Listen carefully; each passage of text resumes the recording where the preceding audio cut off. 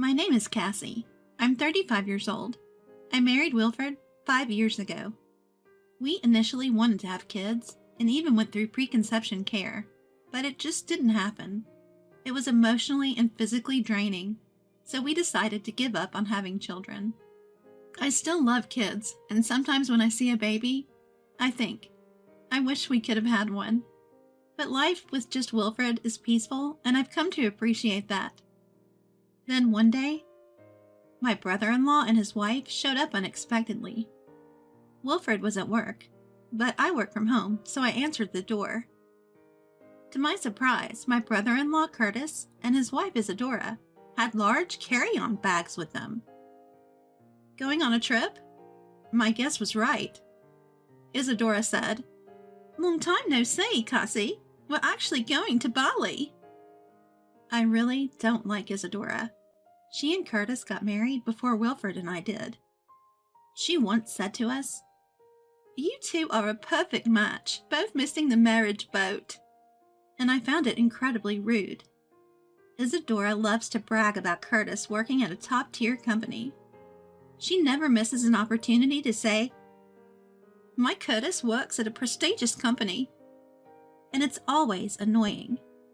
What I hate the most is her making fun of our infertility.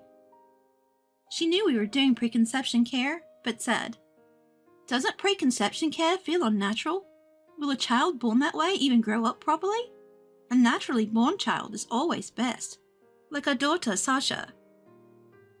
So it wasn't surprising that she came to brag about her trip to Bali. I was about to say, "Have a good trip," and close the door when Isadora said, "Wait," and pushed her 3-year-old daughter, Sasha, towards me. "We came to leave Sasha with you. She's too young to appreciate Bali. We'll be gone for a week, so take good care of her." "Excuse me?" Still stunned, Isadora went on. "Sasha has dry skin, so please apply cream after her bath. Oh, and she usually goes to bed at 8, so make sure she's asleep by then. She's potty training, so take her to the toilet as much as possible. And absolutely no eggs. She's allergic." "Wait, what?" "No, I can't do this. You can't just drop this on me." I tried to refuse her overwhelming demands, but Isadora ignored me. She tilted her head and smirked. "Cassie, you were doing preconception care, right? You wanted kids. I thought you'd be happy to look after a child you couldn't have, even if it's just for a week."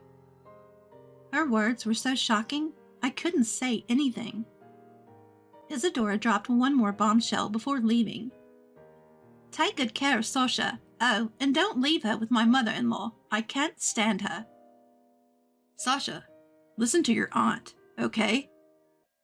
Curtis patted Sasha's head, and they left for their trip. Sasha and I stood dumbfounded at the doorway. When she realized she'd been left behind, she started to cry. I hurriedly took her inside. I'd wanted kids but had almost no experience with them. I didn't know what to do with a crying Sasha, so I tried to soothe her by saying, "It's okay," and showing her some cartoons on TV. Finally, she calmed down.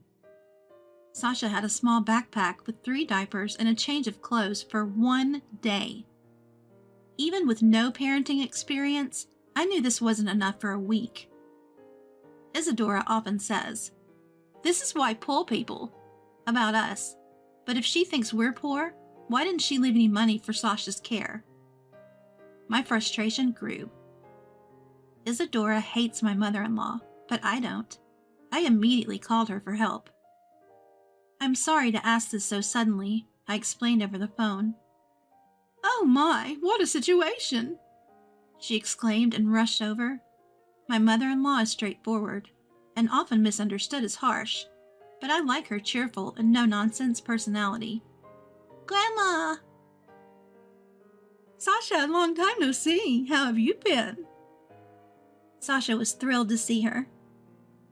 Isadora never visited her in-laws, but when she was away for work, Curtis would often leave Sasha with my mother-in-law.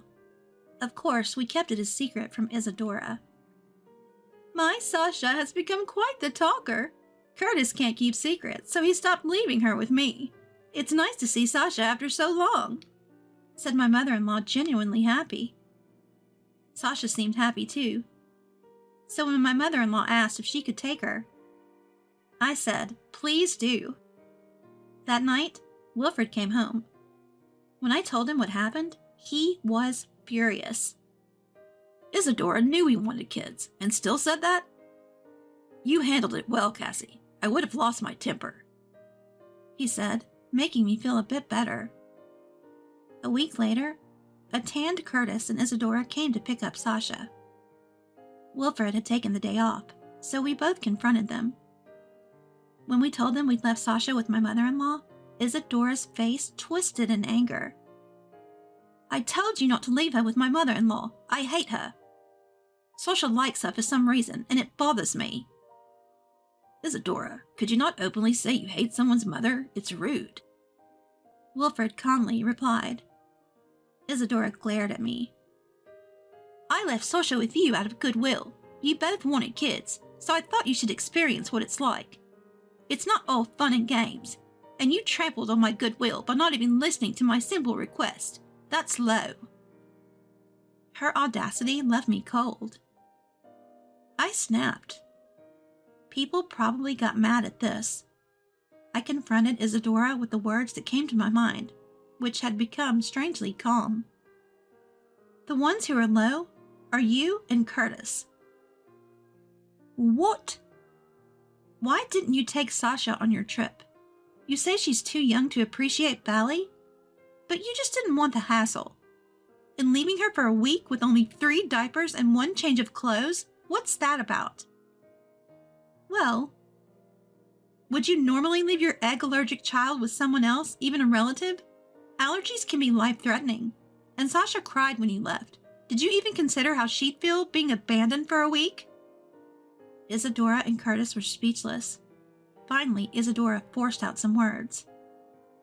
But I left Sasha with you out of goodwill, Cassie. You work from home. You have time. We're family. You could help a little with childcare. Or is it because you're poor and you didn't get paid for babysitting? As I sighed at Isadora's relentless need to belittle me, Wilfred, standing next to me, spoke up. Listen, Isadora, you keep calling us poor, but I think we earn more than you do. I work for a top international company, and Cassie makes twice as much as Curtis. As he said this, he pointed to a character merchandise displayed in our entryway. Recognize this character? Cassie designed it. What? Isadora and Curtis looked stunned, and for good reason. I'd never told them, not wanting to brag. But I was the designer of a character everyone knows. Designing its illustrations and merchandise is my main job, but I also illustrate children's books and create corporate mascots.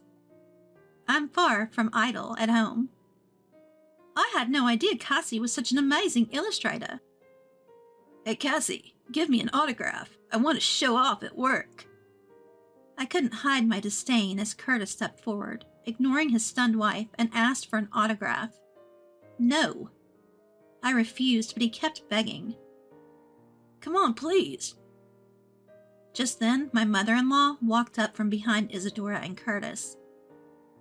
Ah, Mom. Wilfred noticed her, and Isadora quickly turned around. Isabella told her mother-in-law to bite.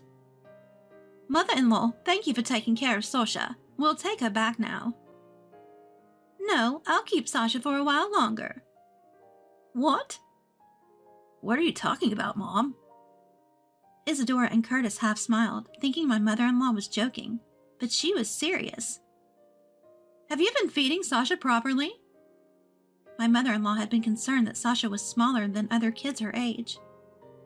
After cooking for her every day, being mindful of her egg allergy, Sasha had said, Mom and Dad never cook.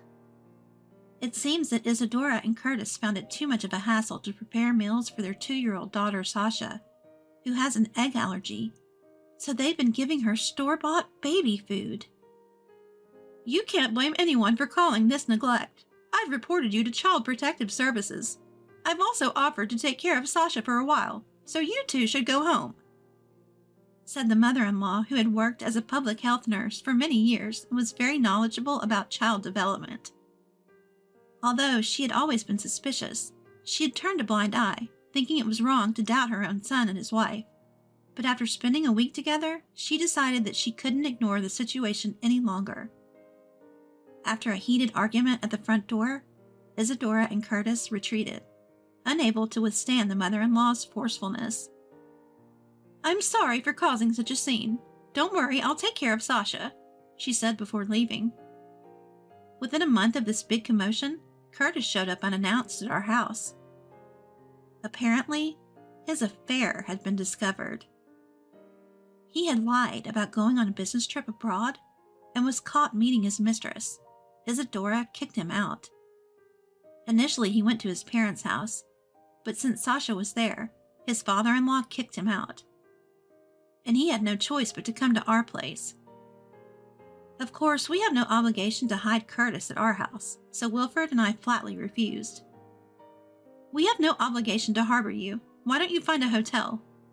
we told him. And he left, shoulders slumped. In the end, Isadora and Curtis divorced.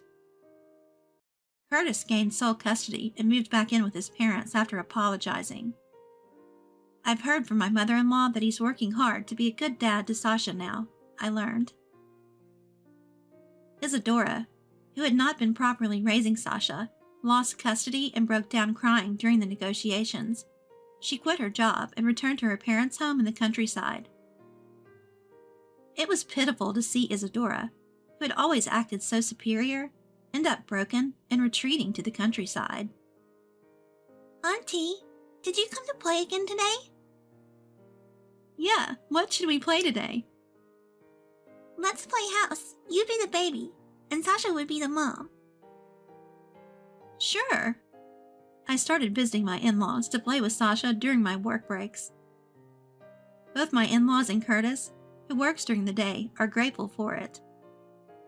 "I really appreciate you being so good to Sasha," Curtis told me recently. But even without their gratitude, I'm just happy to be friends with Sasha. When she lived with Isadora and Curtis, she often had a doll-like expression. But now she shows a lively, childlike smile. And above all, I love my picture books. And she absolutely loved the picture books I bring from work, which boosts my motivation even more.